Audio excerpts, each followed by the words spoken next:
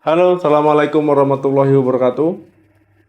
Pasti pernah ya mendengar tentang pengentalan darah ataupun sekilas tentang pengentalan darah. Jadi pengentalan darah ini seperti namanya ya, artinya darah itu mengental ataupun kental. Ya, jadi darah ini kan didistribusikan ataupun dipompa ke seluruh tubuh ya untuk membawa oksigen dan juga nutrisi-nutrisi yang diperlukan oleh jaringan sel-sel tubuh kita. Nah, kalau darah kental, ya ini akan mengganggu ya sistem tubuh kita, bisa nggak bagus untuk tubuh kita, bisa menimbulkan masalah untuk tubuh kita. Karena kalau darah kita mengalami pengentalan, ya ini akan menghambat aliran ke organ-organ, misalkan otak, ya jantung, ya paru-paru, ginjal, hati, dan organ-organ lainnya. Nah, ini komplikasinya bisa mengalami nanti stroke, ya bisa mengalami emboli paru, bisa mengalami gangguan di jantung, bisa mengalami masalah di ginjal. Nah, jadi memang pengentalan darah ini nggak bagus. Ada beberapa orang yang beresiko mengalami gangguan pengentalan darah ini. Yang pertama, kolesterol tinggi. Nah, jadi kolesterol, ya ini sebenarnya berguna untuk tubuh kita. Ya, sebagai bahan baku pembentukan hormon, ya sebagai untuk membuat sel-sel sehat yang baru. Nah, tetapi kalau jumlahnya berlebihan ataupun di atas normal, ya di atas 200, ya ini nggak bagus lagi ya, artinya bisa membuat masalah di tubuh kita, termasuk pengentalan darah. Kolesterol jahat ataupun LDL, ya ini nggak boleh tinggi, ya harus di bawah normal. Nah, kalau seandainya nanti kolesterol jahat ataupun kolesterol kita tinggi, ya ini bisa membuat penumpukan ya lemak di dinding pembuluh darah. Akhirnya pembuluh darah itu jadi sempit. Ya jadi sempit, kemudian ini lama-lama nanti bisa mengalami masalah sumbatan. Kalau mengalami sumbatan ya bisa membuat masalah ataupun gangguan di jaringan sekitarnya. Yang kedua, gaya hidup. Nah, gaya hidup yang buruk ini juga berpotensi ya. Kalau misalkan kalian ya malas bergerak, suka rebahan, jarang aktivitas, ya jarang olahraga ataupun tidak pernah olahraga sama sekali, ya merokok rutin, minum alkohol, ya pola makannya berantakan, ya jenis makanan yang dimakannya itu juga sembarangan yang berlemak-lemak, ya ini resiko. Kita bahas yang rokok dulu ya. Kalau seandainya kalian rutin merokok, nah rokok ini kan banyak zat-zat kimia, ya berbahaya, toksik untuk tubuh, termasuk toksik untuk pembuluh darah. Nah, pembuluh darah ini nanti bisa rusak, bisa meradang.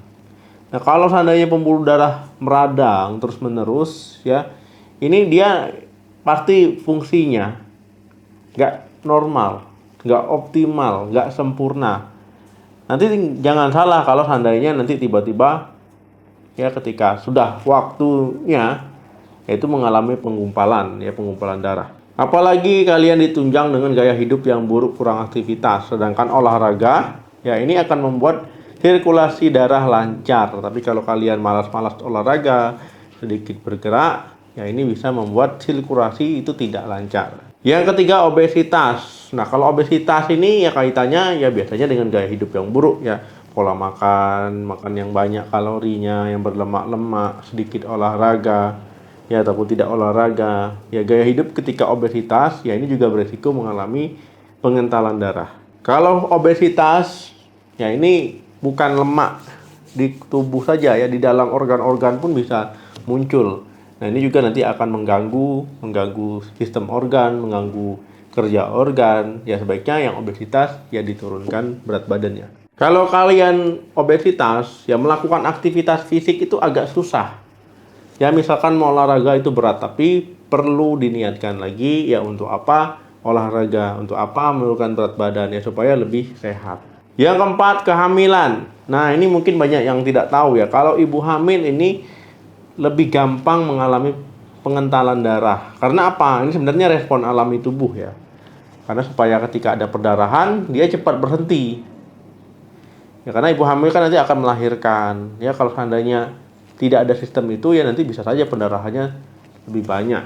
Ya makanya itu adalah sistem alami tubuh ya untuk menghentikan perdarahan ketika terjadi. Kelima, gangguan di pembuluh darah. Nah, misalkan ini karena penyakit-penyakit tertentu. Misalkan infeksi, ya diabetes, gangguan autoimun, ya peradangan di pembuluh darah. Nah, itu semua bisa membuat darah itu gampang mengental. Ya, akhirnya bisa menyumbat aliran darah. Nah, ini bisa terjadi ya karena gangguan di pembuluh darahnya, misalkan karena peradangan ataupun autoimun tadi. Ya, sehingga pembuluh darah mengalami masalah dan juga membuat darah gampang mengental. Yang keenam, diabetes. Nah, jadi para penderita diabetes ataupun gula darah tinggi sebaiknya kontrol gula darahnya agar normal. Ya, mulai dari misalkan mengkonsumsi obat-obatan penurun gula darah secara rutin yang diresepkan dokter ataupun menggunakan suntik insulin. Ya, ini tujuannya untuk membuat gula darah tidak tinggi. Kalau gula darah tinggi, banyak yang terbiasa ya gula darahnya 300, 400, 500 gitu ya.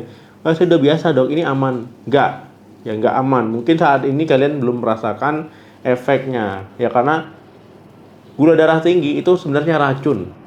Ya racun bagi tubuh, racun bagi organ. Jadi memang harus diturunkan gula darahnya ke normal. Karena itu nanti lama-kelamaan dia akan terus merusak. Akhirnya nanti ya bisa gagal ginjal, bisa sakit jantung, ya bisa stroke dan sebagainya. Nah, tipnya ya agar tidak terjadi pengentalan darah ataupun membuat tubuh lebih sehat, ya olahraga teratur, ya konsumsi air putih yang cukup, istirahat cukup, hindari stres. Kemudian pilihlah jenis makanan yang sehat, jangan makanan yang berlemak-lemak terus ya, sayur, buah-buahan ya dikombinasikan. Ya olahraga teratur. Jangan merokok, jangan minum alkohol. Ya banyak gerak. Nah teman-teman, terima kasih yang sudah menonton video sampai habis. Jangan lupa like, share, dan komen. Sampai ketemu lagi di video saya selanjutnya. Salam sehat, sampai jumpa.